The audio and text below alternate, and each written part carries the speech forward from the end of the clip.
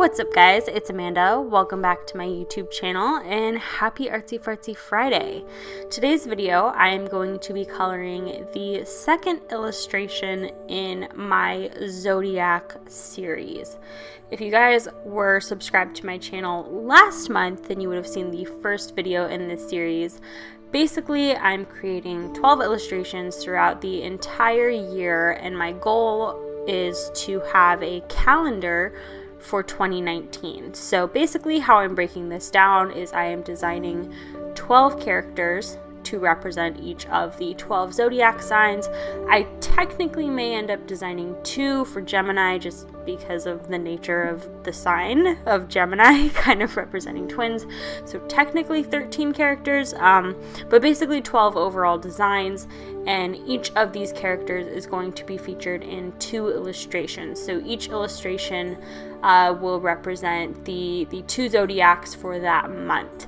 And I did it that way no zodiac was sort of left out, because those of you who have a zodiac sign on the cusp know that the zodiac signs don't perfectly line up with every single month. So that's why I decided to go ahead and do 2 characters every single month, even though I'm not gonna lie, it was a little bit over ambitious for me to take on this project. But I've been loving every minute of it so far, and I've just been having a lot of fun character designing and playing around with my composition and my color schemes. Overall, it's just been actually a lot of fun. So just to talk a little bit about this piece and the characters and sort of the design and the inspiration and everything like that. One of these characters may look familiar to you if you watched last month's video, and that is Aquarius. Aquarius is on the left.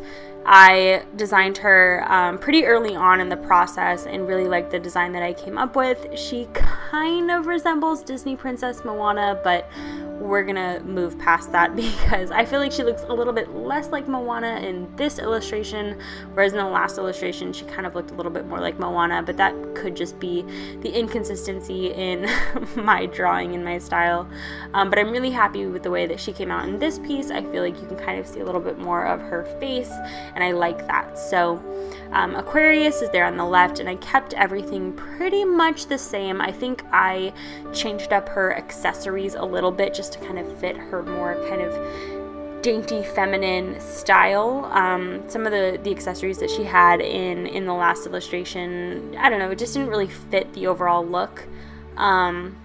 And then I designed a new character for this month because Pisces is now in the mix and she's in the picture. So I decided to kind of change up my initial design for Pisces. I knew I wanted Pisces to be a mermaid character just because Pisces is kind of like the fish sign, and that's a really symbolic representation of it. So I decided to go with the mermaid, and I really like the look, and I think she also kind of looks Disney princessy, kind of like just a generic combination of like Aurora and Cinderella and Rapunzel, but whatever. I think this is just kind of where my style is at right now, and I'm actually really liking it. I'm hoping, fingers crossed, that my style is going to remain consistent throughout the duration of this project, but we will see, because that is something that I struggle with, and that is something that this project is going to hopefully help me overcome, is just my character consistency. So I had a lot of fun designing Pisces. She looks very different from my initial designs, and I'm really happy with where I got her kind of to be with her character. She looks very sweet, very innocent, kind of playful, and I really think that that goes along with Pisces characteristics, so I'm happy with that. I decided to make her outfit colors kind of pink and rosy, and that is kind of where I got the color scheme from. So obviously February has Valentine's Day, and I really wanted this piece to have kind of an overall rosy tone. So I try and carry out pink throughout the illustration quite a bit, and you'll kind of see that just here and there. If there's an area that I feel like just doesn't quite fit in with the rest of the illustration, I will go over it with some pink, and it will kind of just melt everything together so that it just looks like it's all part of the same piece. I used a lot of very light pinks, like my R00, R83 was another one that I used a lot, RV42, just those kinds of colors. So very light and rosy, nothing too rich or too saturated. And I really think that that gave it a very cool look. I kind of played around with whether or not I wanted this to be a nighttime scene or like a daytime scene, and I kind of ended up going with a more sunset theme. So even the sky has a lot of those wonderful pink tones. There was a lot of pink in this piece, and overall actually there was just a lot of detail in this piece. I thought last month's illustration was kind of getting in over my head a little bit, but boy was I wrong. This illustration just kind of took it to a whole new level of detail, and you guys know me, I'm a little bit of a glutton for punishment, so I went with it. The background in particular had a lot of detail, not so much the foreground, but I decided in the background I wanted to kind of just create more of an environment. Last month's piece was really simple in the background. There wasn't a whole lot to really place these characters, which I thought was fine for the starting point, and especially because Capricorn in that illustration was kind of an earth sign, and I didn't want to have too much cluttering the background because I feel like the earth sign was really grounded in simplicity and stability. But for Pisces and Aquarius, I kind of just feel like the two fit together really well. Pisces is an air sign, but the symbol is the water bearer, and then Pisces is a water sign and the symbol is a fish.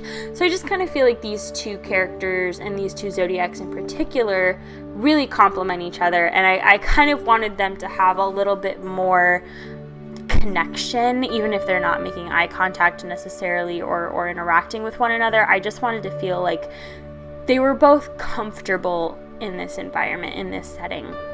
So with the background, I kind of created like this rose garden environment, and it's really pretty, and I'm really happy with the way that this came out. Don't read too much into the background though, because it's not like this is a story or a significant place with any particular meaning or anything, but I did have a lot of rose bushes in the background that will come into play later on when I have to ink all of those roses by hand.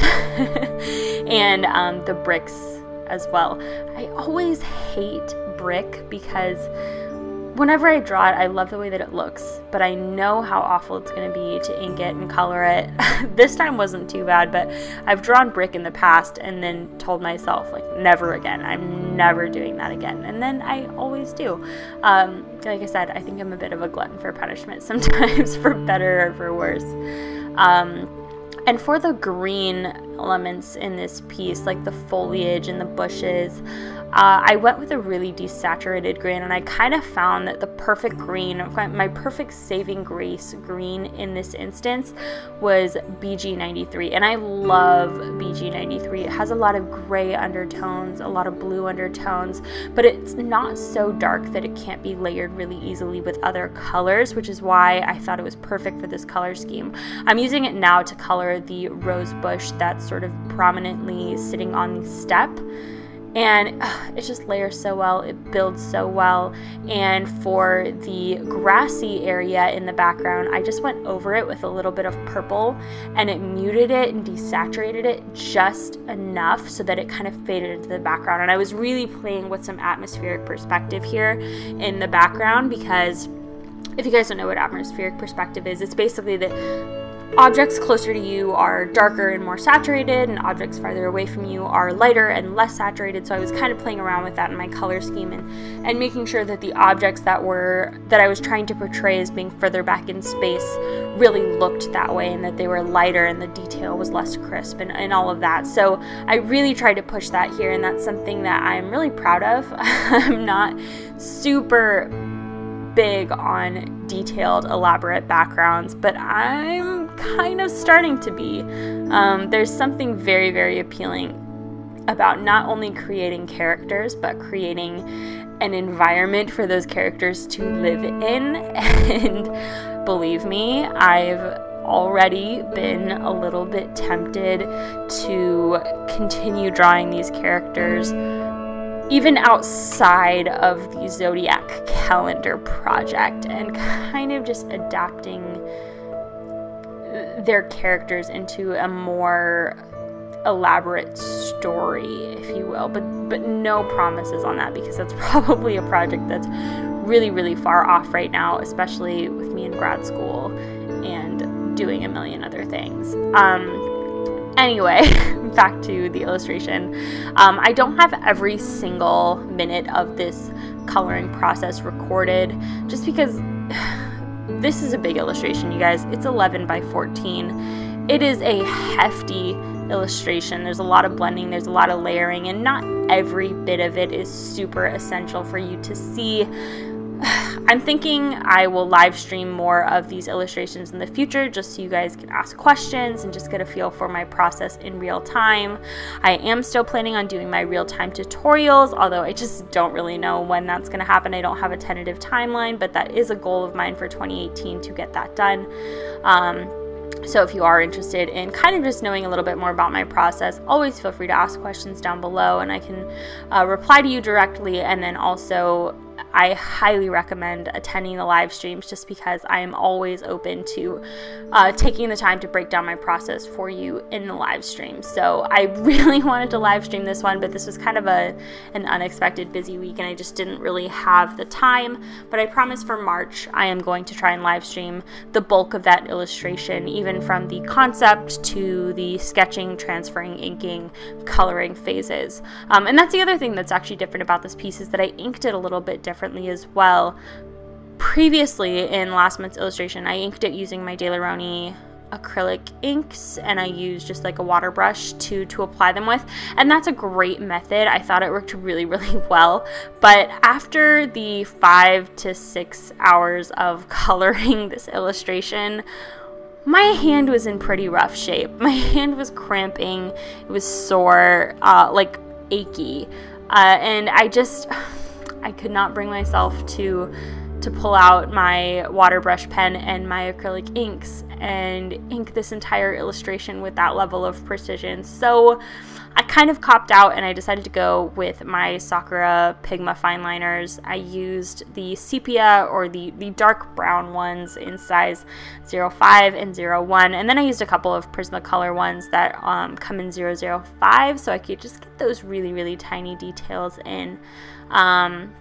So same as last month, the constellations for each of these zodiacs are hidden somewhere in the piece, so if you can find them, comment down below. That's just sort of a fun little bonus game that I'm throwing in throughout the month, just for those of you that are following along with this entire series. I thought that would be kind of a fun element to add.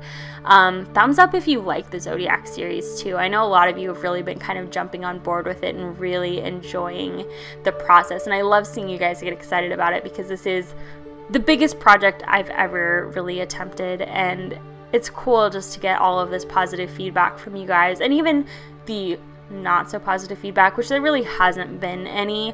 It's all just kind of going into my repertoire of learning as I go, and it's been fun. So yeah, just kind of adding all of the finishing touches and inking here. This is the final step that helps everything to come together and look really crisp and clean, and I love it. And again, playing around with the atmospheric perspective here, where I'm using a thicker fine liner in the foreground of the piece and a thinner fine liner in the background, and that just again emphasizes where things are in space, what's closer to the viewer, what's further away, things of that nature. Hand inking each individual rose. Oh my god, my hand hurts just looking back watching me do this. It's incredibly, it's not that it's difficult to do. Actually, if you guys want to see a tutorial on how I draw /ink /color roses, I can do that. It's not difficult, but oh man, it hurts your hand.